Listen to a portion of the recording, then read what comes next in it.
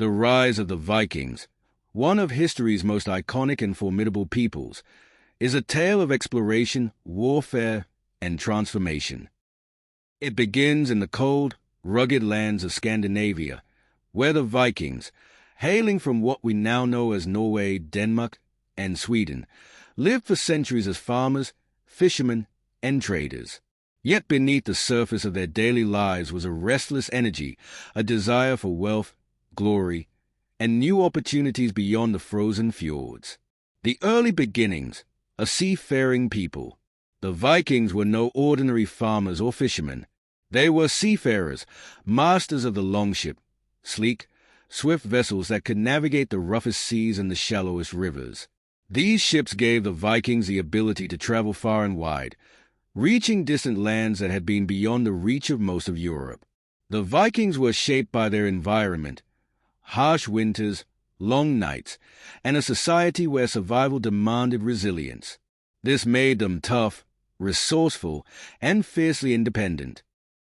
As early as the 8th century, the Vikings began to look beyond their borders, driven by a desire to find new lands, expand their trading networks, and seek treasure.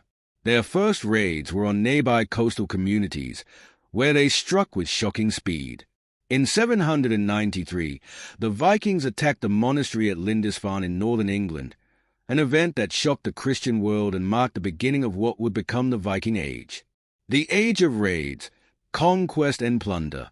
The Viking raids were swift, brutal, and terrifying. The Vikings attacked coastal towns, monasteries, and cities, pillaging valuable treasures and enslaving captives. They brought fear to kingdoms across Europe. Cities like Paris, London, and Hamburg fell to Viking hordes, who demanded tribute in exchange for sparing them from destruction. The Vikings were skilled warriors, feared for their ruthless tactics, but they were also adept at navigating political landscapes.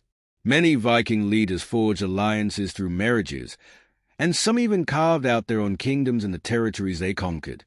As their raids grew more frequent and more organized, Viking leaders like Ragnar Lothbrok, Ivar the Boneless, and Bjorn Ironside became legends in their own time. They led their warriors to victory after victory, carving out territories and kingdoms of their own. Viking influence spread across the British Isles, France, and even deep into the heart of Russia, as they established settlements, fortresses, and trade routes that connected Europe to the east and the Mediterranean. The Viking expansion, settlements, and trade. However, the Vikings were not just plunderers. They were also settlers and traders. As they raided new lands, they also established colonies.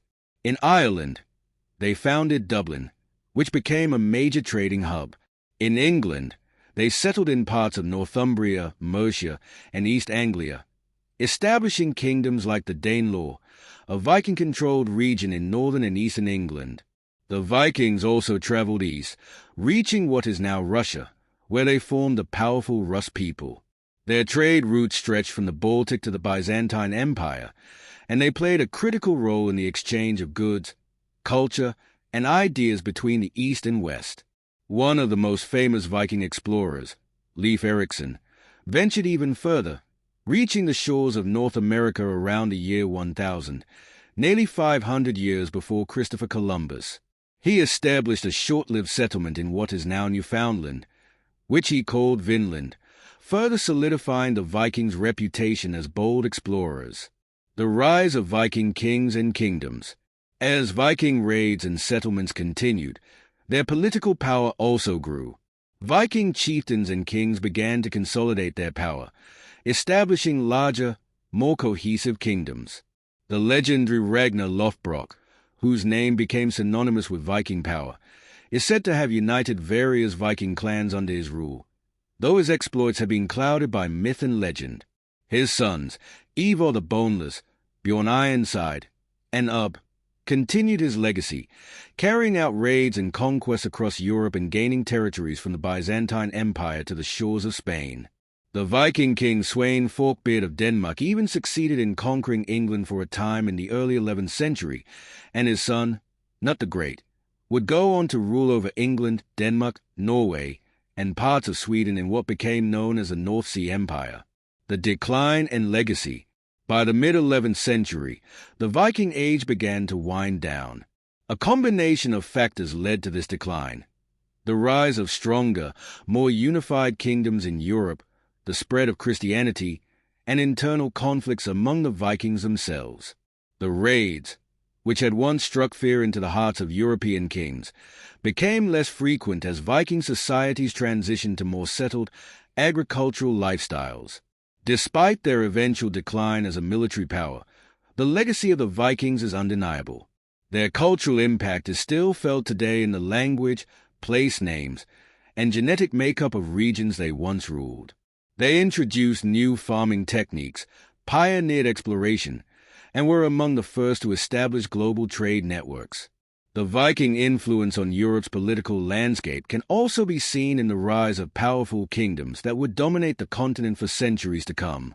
The Vikings rose to power not just through their fearsome raids and brutal warfare, but through their adaptability, their skill at navigation and trade, and their ability to forge lasting alliances. They were a people of the sea, and their journey to power is a testament to their daring, ambition, and resilience.